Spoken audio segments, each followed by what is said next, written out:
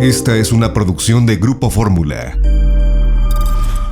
Ahora le aprecio mucho a Arturo Herrera, secretario de Hacienda, que pues ya va a dejar el cargo pasado mañana. Arturo, ¿cómo estás? Buenas tardes. Te voy a extrañar como secretario en las entrevistas de secretario de Hacienda. Espero que como gobernador del Banco de México en diciembre la recuperemos, ¿no? Sí, yo siempre he estado convencido de que los funcionarios públicos tenemos la obligación de tener apertura hacia los medios.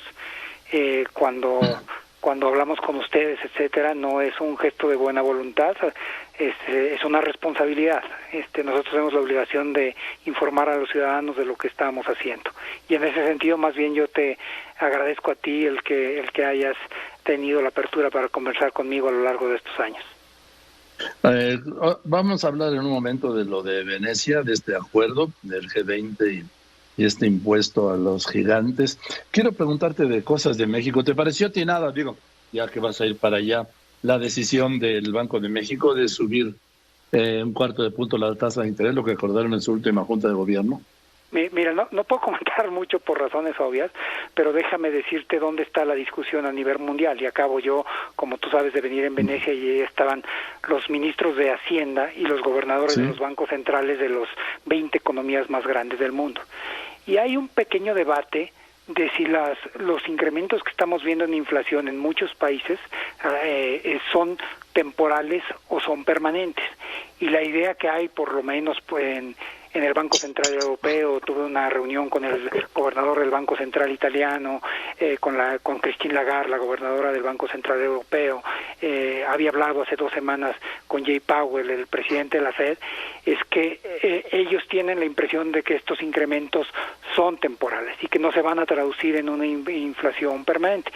Nosotros, después de haber hecho un análisis de lo que había pasado en inflación en México en los últimos meses, nos queda claro que algunos de ellos son temporales. Por ejemplo, la compra de computadoras o de escritorios tiene que ver con que algunas familias decidieron comprar estos bienes adicionales porque sus hijos estaban tomando clases en línea. Entonces, ahora que se está reabriendo las escuelas, pues esos gastos ya no se van a estar haciendo y probablemente vamos a ver una disminución en esos precios. A ver, ¿te preocupa que las tasas de interés en términos reales estén hoy en este momento en terreno negativo? Bueno, está en terreno negativo en casi todo el mundo, en Estados Unidos, sí, pero vamos. En Alemania. No, entonces. Pero yo hablo de México. Sí, yo creo que no es en esta coyuntura algo que sea particularmente importante. O sea, no fue ni siquiera un tema que hubiéramos tratado en el G20 y le discutimos mucho tiempo hablar de la recuperación y la recuperación en la pandemia. Si acaso lo que se empezó a hablar es cuándo creemos que a nivel global van a empezar el ciclo de alzas. A nivel mundial no se espera que eso pase, pues no en el próximo año seguro, ¿no? Tal vez hacia finales del último trimestre del 2022. Entonces yo creo que eso es una situación en la que estamos todos estamos en la misma pandemia y estamos en la misma crisis económica. Es que bueno que me dices, te me adelantaste, te iba a preguntar si consideras que estábamos ante un nuevo ciclo de alzas en la tasa de interés de referencia. Ya me contestaste que ahora no, ¿verdad? Que a fin de año, quizás no. Del año que viene. Sí, pero lo que sí todos coincidimos, y incluso yo, es que dadas las características tan inusuales de lo que está pasando en la economía, lo que sí tenemos que estar es observando con mucha precisión y con mucho cuidado todos los desarrollos, ¿no? Es decir, no se espera un ciclo de alzas hasta el año que entra, pero hay que estarlo observando, hay que estarlo monitoreando. Sí, yo creo que la constante es la incertidumbre, ¿no? Sí, la incertidumbre, pero también en un contexto muy importante, Joaquín. Por ejemplo, en Estados Unidos, donde este debate ha sido muy álgido, incluso desde el propio Partido Demócrata, donde tienen posiciones distintas entre Larry Summers, que estuvo también en Venecia, platiqué con él, y la gente del Tesoro y la gente de la Fed. A ellos les faltan todavía 7 millones de empleos por recuperar. Es decir, si hay incertidumbre, pero en un contexto donde todavía las economías están lejos de operar en las situaciones que tenían en el 2019. Y el caso de México, por supuesto, también está en esa circunstancia, ¿no? Incluso aunque este año creciera, como han hablado, de un 5, vamos a dejarle un 5%, pues estaría todavía 3.5 puntos abajo de como estaba antes de la pandemia. Sí, nosotros creemos en realidad que va a crecer alrededor de 6.5%, Joaquín, pero efectivamente hoy, por ejemplo, nosotros perdimos alrededor de 12.9 millones de empleos durante el cierre de la pandemia.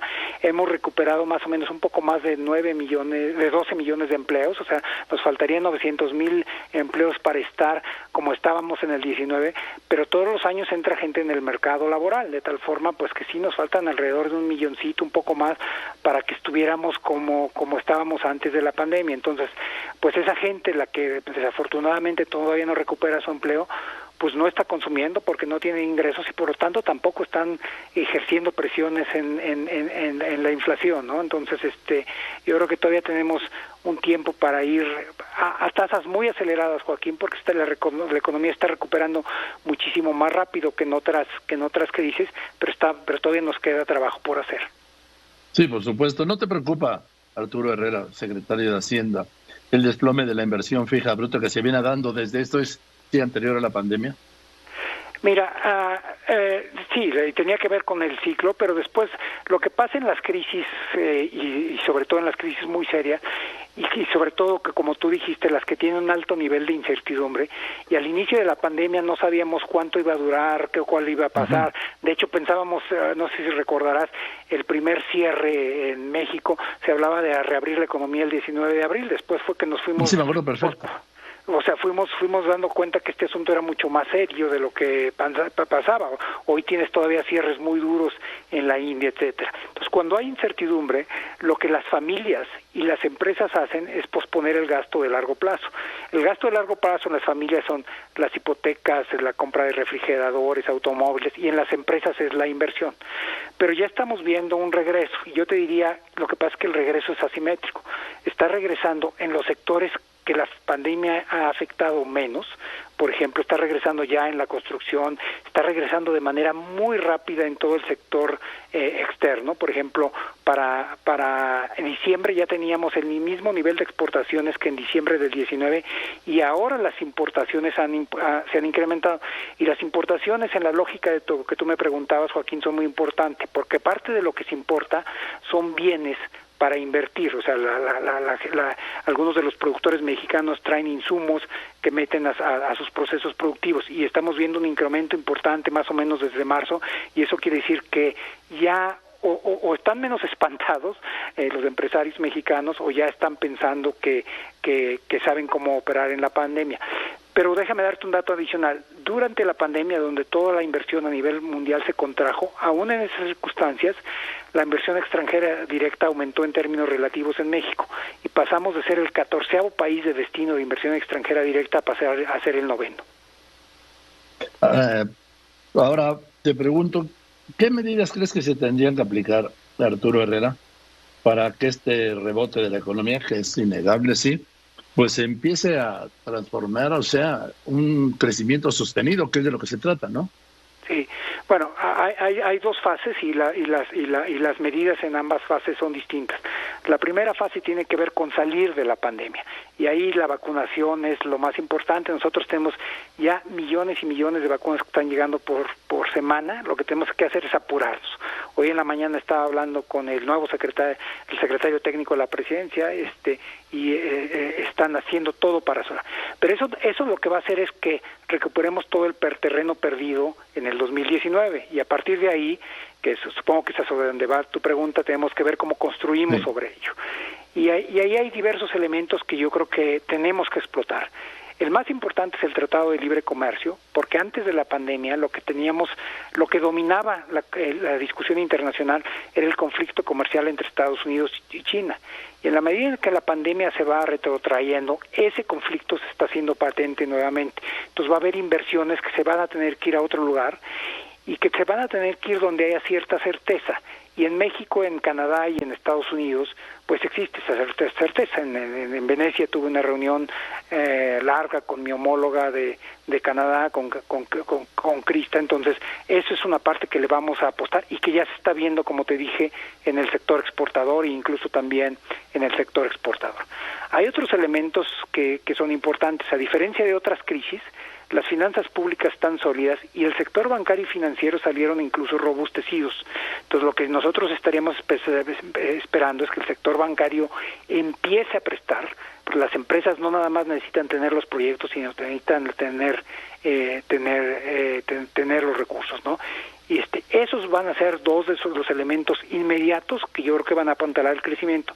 Y si me permites, Joaquín, hay un elemento de más mediano plazo, y ahí sí pues ya no me va a tocar a mí, pero sí es una tarea que se queda pendiente para todos los mexicanos. Sí. Comparado contra todos los países del G20, México, pues, tal vez con la excepción de Indonesia, tiene la tasa de participación más baja de las mujeres en el mercado laboral. Es decir, a pesar de que las mujeres en México están tan bien o mejor preparadas que los hombres, no hemos creado las condiciones para que se incorporen con seguridad, con tranquilidad, sabiendo que se van a tener un tren de carrera que se les va a respetar, y eso hace que produzcamos menos, porque quiere decir que hay gente que es extraordinariamente productiva y que o no les damos trabajo o no quieren obtener trabajo porque no se sienten cómodas en él.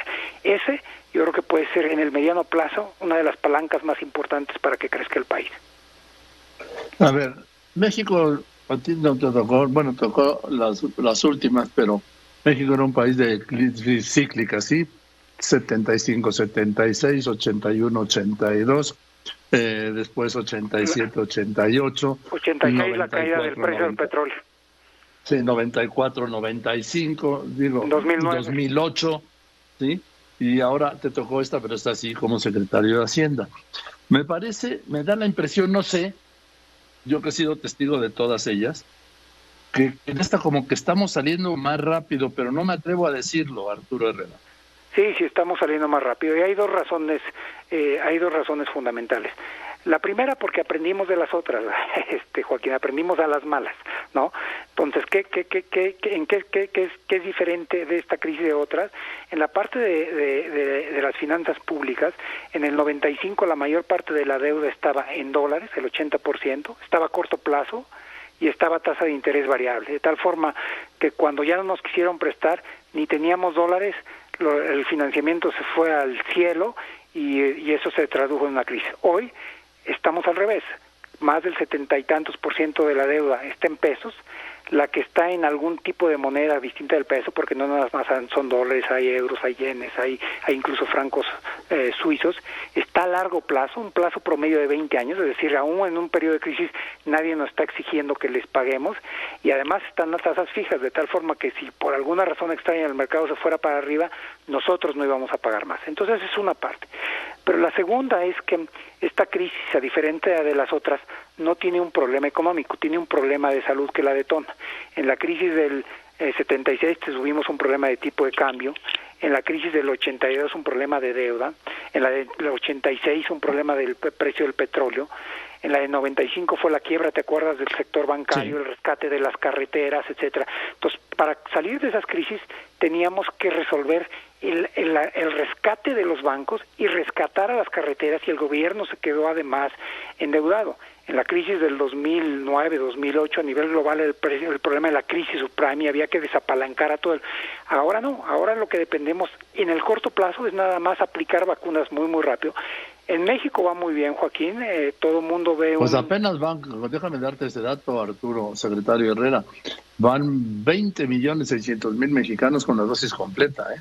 Estamos muy lejos de lo que... Sí, aunque para ser honesto y también por experiencia personal, la protección más alta la da la primera dosis. A mí cuando me pusieron la primera dosis, yo me sentía ya una persona distinta. Pero lo que yo sí, y por eso te lo mencioné hace rato, yo sí creo que hoy el reto está en poner vacunas muy rápidos, porque no tenemos un problema de vacunas. Pero ya estamos empezando a vacunar a los de 30 a 39. Sí. Y está pasando algo similar que está pasando en otros países, y estuve en Francia yo en la escala, y lo que me decían es que aun cuando ha habido algunos incrementos en los contagios, la gente no está yendo al hospital ni se está muriendo, y ese es el efecto de la vacuna. Y lo mismo esa es la vacuna, claro. Sí. Pero aquí estamos en el inicio de una tercera oleada ya aceptada oficialmente, y eso me preocupa mucho. ¿Por qué? Porque la gente de repente dio por terminada la pandemia, Arturo. Sí, yo creo que no hay que bajar las manos, ¿no? tenemos que disciplinarnos todos, tenemos que seguir siendo cuidadosos y tenemos que apurarnos todos a vacunar, y también a la gente que le toca tiene que animarse a que se vacunen, ¿no? Nosotros no tenemos el problema que tienen en algunos países de Europa, que tienen claramente en Estados Unidos, donde un porcentaje muy alto de la población se rehúsa a vacunarse o abiertamente no cree que la vacuna es efectiva, o hay quienes incluso llegan a pensar que se les va a meter un microchip en la vacuna. Sí, no, ya la locura. Pero sí tuvimos algunos casos, por ejemplo, Joaquín, en Semana Santa, que es cuando se empezó a vacunar a los de 50 a 59, hubo gente que no se vacunó pues porque se fue de vacaciones, ¿no? Entonces yo creo que ahorita hay cosas que son prioritarias y todos en el momento en que nos toque, pues hay que estar ahí puntuales. No, por supuesto. Dígame una cosa. Déjame ir ahora al tema de la cumbre del G20 de Venecia, porque se apoyó más bien, ¿no? Se respaldó la propuesta esta de un impuesto corporativo mínimo global al menos del 15% de estas grandes empresas, de estos grandes gigantes mundiales.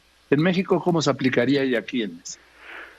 Mira, la idea es la siguiente, que hay efectivamente algunas multinacionales que operan en muchos países y que pues se pueden llevar artificialmente las utilidades de un país, digamos en México. ¿Cómo lo hacen?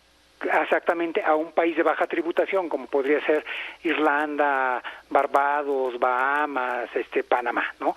Y entonces, nosotros estuvimos, yo creo que en los últimos 3 años discutiendo esto. El año pasado estuvimos a muy poco de llegar a un acuerdo en mayo. En parte la pandemia paró la discusión y después en el G20 se necesita unanimidad, y cuando ya estábamos por dar la última pincelada en octubre pasado, Estados Unidos la detuvo, ¿no? Y la detuvo en ese momento y después la detuvo nuevamente en la cumbre de Osaka, en la cumbre de líderes, pero eso cambió cuando cambió la administración. Sí. Y hay que reconocer que Estados Unidos pasó de ser el país que estaba deteniendo, atrás colgándose y deteniendo eso, de estar en la cola a ponerse al frente, ¿no? Entonces lo que hicimos ya fue cerrar este asunto esta semana, el sábado, si mal no recuerdo, antier, y después hay dos pasos más importantes. Uno, de aquí a octubre tenemos que cerrar los aspectos técnicos finos, que tienen que ver cómo se van a hacer los arbitrajes, si hay una disputa dónde se lleva entre diversos países, etcétera. Y eso, pues tenemos un escenario de 3 meses. Y después hay que tomarnos el 22 para cada una de estas reformas que estamos aprobando todos, se tienen que poner en los propios códigos tributarios de cada país. Y a nosotros apenas nos queda eso, Joaquín, porque esos van normalmente en los paquetes económicos que se presentan en septiembre, y los temas técnicos no los vamos a tener nosotros listos a nivel internacional sino hasta octubre. Entonces nos va a quedar prácticamente 11 meses para afinar los temas, se aprueban y entran en vigor a partir del 2023, ¿no? Ese es el acuerdo que hay entre todos los países. Dime por último, Arturo Herrera, porque sé que andas... Sí, me tengo que ir, sí. Con mucho, sí. Dime esto. ¿Te vas satisfecho de tu relación con el presidente y tu gestión como secretario de Hacienda? Sí, yo tengo una relación muy larga con él. Yo empecé a trabajar con él desde el 2000, cuando yo tenía 34 años, así es que primero me cobijó como un economista joven, un cuadro técnico importante. Yo creo que siempre fue una relación respetuosa, y también es una relación donde cuando nosotros no hemos tenido acuerdo, pues yo siempre se lo digo, nomás no se lo digo, no se lo digo en público, ¿no? Entonces sí, claro. él me escucha, y yo creo que también por esa actitud que donde cuando hemos divergido yo no tengo problema en decírselo, yo creo que fue parte de lo que lo motivó a nombrarme como como gobernador del Banco de México, pensando que un órgano autónomo necesita una persona independiente enfrente. Dime, ¿sí vas a ser totalmente independiente como gobernador del Banco de México, autónomo completamente, aunque el presidente te diga una cosa, no la vas a hacer? No, absolutamente. Yo creo que eso es lo más importante para el país, y el presidente está consciente, porque eso significa el control de la inflación. Y nosotros, como tú señalaste, tuvimos episodios muy dolorosos de inflaciones muy altas en los 80, incluso en el 95.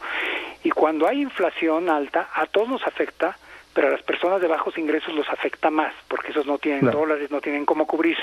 Y ese es el sector que el presidente está más interesado en proteger. Entonces él sabe que se necesita un banco central autónomo y un banco central que contenga la inflación para que su propia estrategia de desarrollo social sea exitosa. Está claro que la función del Banco de México no pasa por la creación de empleos como la Fed, ¿verdad? No, y está además en la ley. Dime, por último, con el presidente le has dicho que no a algo que estás en desacuerdo. ¿Sí te ha tomado en cuenta o se ha enojado y te ha bateado? No, ha sido de todo, pero muchas veces me toma en cuenta. Él es una persona que escucha, nomás hay que entrar temprano a esa conversación.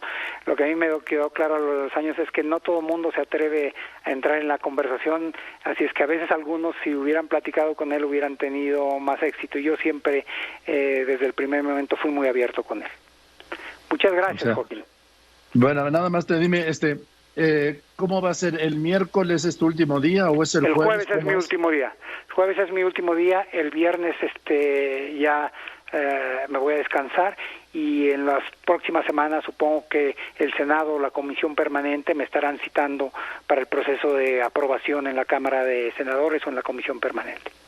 Venga, pues gracias por todo, Arturo. Ha sido un privilegio hablar contigo como secretario de Hacienda a lo largo de estos años. Muchísimas gracias. Buenas tardes. Te mando un abrazo. Hasta luego. Esta fue una producción de Grupo Fórmula.